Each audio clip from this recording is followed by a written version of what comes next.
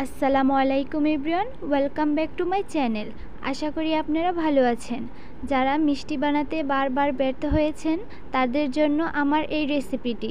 তারা একবার হলো না টেনে সম্পূর্ণ ভিডিওটি দেখে যাবেন, তাহলে জীবনেও আর মিষ্টি বানাতে ব্যর্থ হবেন না। এইখানে আমি পরিমাণ মতো গুঁড়া দুধ নিয়ে নিয়েছি, তারপর দিয়ে দিচ্ছি বেকিং পাউডার। এইখানে বেকিং পাউডারটাই ব্যবহার করতে হবে, বেকিং সোডা দিলে চলবে না। আমি এই বেকিং পাউডারটা দিয়ে দুধের সাথে ভালোভাবে মিশিয়ে নিচ্ছি। তারপরে এইখানে আমি দিয়ে দিয়েছি 1 চা চামচ ঘি। ঘিটা যদি আপনাদের হাতের কাছে না থাকে তাহলে আপনারা রান্নার রেগুলার তেলটাও ব্যবহার করতে পারবেন, কিন্তু রান্নার রেগুলার তেলটা ব্যবহার করলে তেমন একটা মিষ্টির ফ্লেভার আসে না। চেষ্টা করবেন ঘিটা দেওয়ার জন্য। এখানে আমি একটি ডিম নিয়ে নিয়েছি। ডিমটা আমি আগে থেকে ফ্রিজে থেকে বের করে নিয়েছি। আপনারা যদি ফ্রিজে ডিম রাখেন তাহলে 1 ঘন্টা আগে থেকেই ডিমটা বের করে রাখবেন। তারপর আমি ভালোভাবে ফেটিয়ে নিয়েছি, তা আপনারা দেখতেই পেয়েছেন। এখন আমি দুধের সাথে ডিমটা অল্প অল্প দিয়ে মেখে নিব, একটা ড্রো তৈরি করে নিব, একদম মসৃণ ড্রো। দেখুন আমি অল্প অল্প করে নিয়ে নিয়েছি। এইখানে আমি সম্পূর্ণ ডিমটা একেবারে ঢেলে দেইনি, কারণ হচ্ছে আমার সম্পূর্ণ ডিমটা একেবারেই লাগেনি। আর আপনারা চেষ্টা করবেন অল্প অল্প করে মিশাতে, এতে দেখা যায় ড্রোটাও সুন্দর হয় এবং পারফেক্টলি ডিমটার সাথে দুধটাও মাখানো হয়। দেখুন আমার ড্রোটা কত পাতলা এবং হয়েছে। এটা আমি রেস্টে রেখে দেব কিছুক্ষণের জন্য। আমি প্রায় 10 মিনিটের জন্য এটা রেস্টে রেখেছিলাম। 10 মিনিট পর আমি ঢাকনাটা যখন ওঠালাম তখন দেখলাম হাতের সাথে একেবারেই লাগতেছে না এই ড্রোটা। আমি আগে মাখানোর সময় কিন্তু হাতের সাথে লেগেছিল এই ড্রোটা। এখন আমি এইখানে অল্প একটু ড্রো নিয়ে মিষ্টির শেপ তৈরি করে নিচ্ছি। দেখুন হাতের তালু দিয়ে আলতোভাবে আপনারা এভাবে গোল করে নেবেন। দেখুন কত সুন্দর হয়েছে। আমি এই ড্রোটা একটু আবার ভালোভাবে মথে নিচ্ছি, কারণ হচ্ছে আমার ড্রোটা যখন মিষ্টির শেপ দিতে যাচ্ছি তখন ফেটে যাচ্ছিল, তাই আমি আবার ড্রোটাকে একটু মাখিয়ে নিচ্ছি। এখন আমি আপনাদের আরেকটা দেখিয়ে দিচ্ছি কিভাবে মিষ্টির শেপ দিতে হয়। দেখুন এখন কত সুন্দরভাবে আমার মিষ্টির শেপ দেওয়া হয়ে গিয়েছে। এভাবে আমি সবগুলো মিষ্টির শেপ দিয়ে নিব। আমি এইখানে 2 রকমের শেপ দিয়েছি, একটি গোল এবং একটি একটু লম্বা সাইজের। আপনারা চাইলে যে কোনো রকমেরই শেপ দিয়ে নিতে পারেন।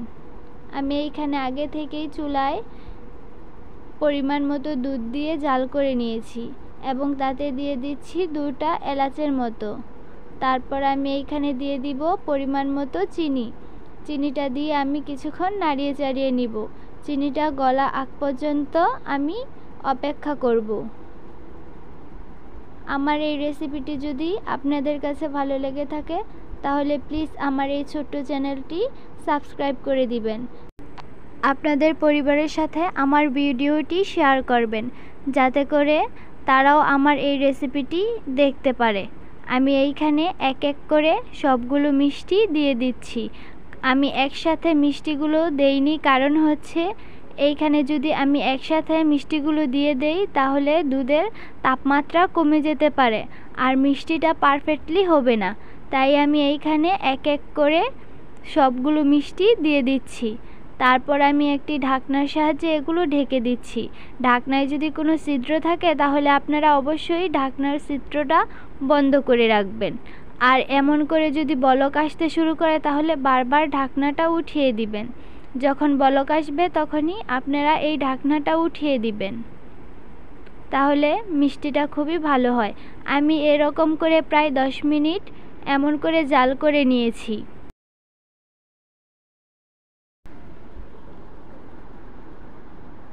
দেখুন আমার মিষ্টিটা কত পারফেক্টলি ভাবে ফুলে গিয়েছে। আমি যেরকম মিষ্টি তৈরি করেছি এর ডাবল হয়ে গিয়েছে ফুলে। এখন আমি এই একটুনি আলতোভাবে নাড়িয়ে চাড়িয়ে দিব। আপনারাও চেষ্টা করবেন খুবই আলতোভাবে মিষ্টিগুলো নাড়িয়ে চাড়িয়ে নিতে। বেশি নাড়াচাড়া করলে কিন্তু মিষ্টিগুলো ফেটে যেতে পারে।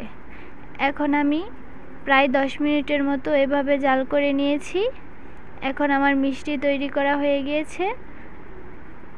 এখন আমি চুলা থেকে নামিয়ে নিচ্ছি এবং চুলা থেকে নামিয়ে এই দুধটাকে আমি আরও 10 মিনিটের মতো জাল করে নিব। এখন আমি আবারও দুধটাকে ভালোভাবে জাল করে নিচ্ছি। আপনারা আপনাদের দুধের পরিমাণ বুঝে জাল করবেন। এখানে আমার 10 মিনিটের মতো লেগেছে এই দুধটাকে ঘন করতে।